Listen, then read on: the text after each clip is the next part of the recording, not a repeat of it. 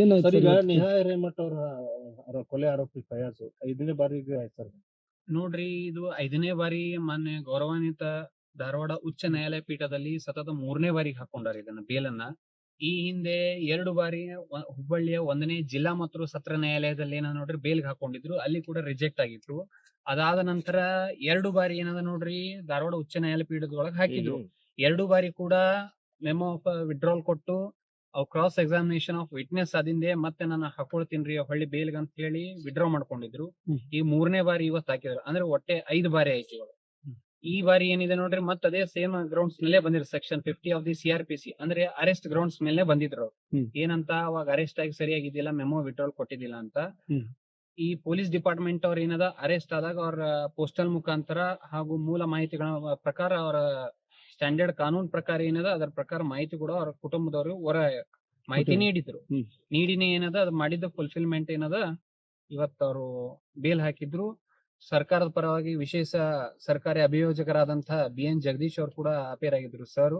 ಅವ್ರು ಕೂಡ ತಮ್ಮ ವಾದವನ್ನು ಮಂಡಿಸಿದ್ರು. ಅದರ ಜೊತೆ ನೇಹಾ ಇವರ ಕುಟುಂಬದ ಪರವಾಗಿ ನಾನು ಕೂಡ ಪ್ರತಿನಿಧಿಸಿ ನನ್ನ ವಾದವನ್ನು ಮಂಡಿಸಿದೆ.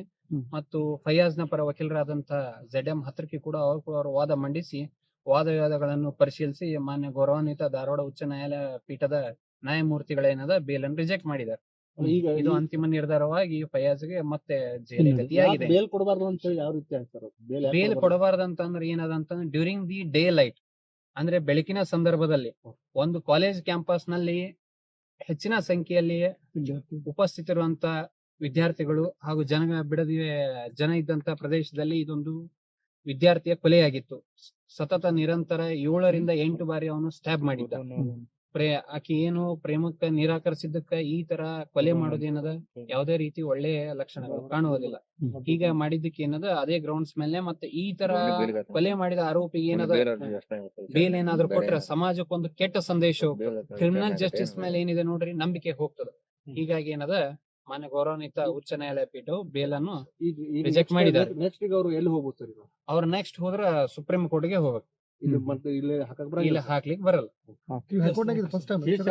ಹೈಕೋರ್ಟ್ ನಾಗ 3ನೇ ಬಾರಿ, ಹುಬ್ಬಳ್ಳಿಯ ಜಿಲ್ಲಾ 1ನೇ ಜಿಲ್ಲಾ ಮತ್ತು ಸತ್ರ ನ್ಯಾಯಾಲಯದಲ್ಲಿ 2 ಬಾರಿ ಹಾಕಿದ್ರು. ಒಟ್ಟೆ 5 ಬಾರಿ ಆಗಿದೆ. ಈಗ ಸ್ಟೇಜ್ ಏನಿದೆ ನೋಡ್ರಿ 1ನೇ ಜಿಲ್ಲಾ ಮತ್ತು ಸತ್ರ ನ್ಯಾಯಾಲಯ ಹುಬ್ಬಳ್ಳಿಯಲ್ಲಿ ಎವಿಡೆನ್ಸ್ ನಡೀತಾ ಇದೆ.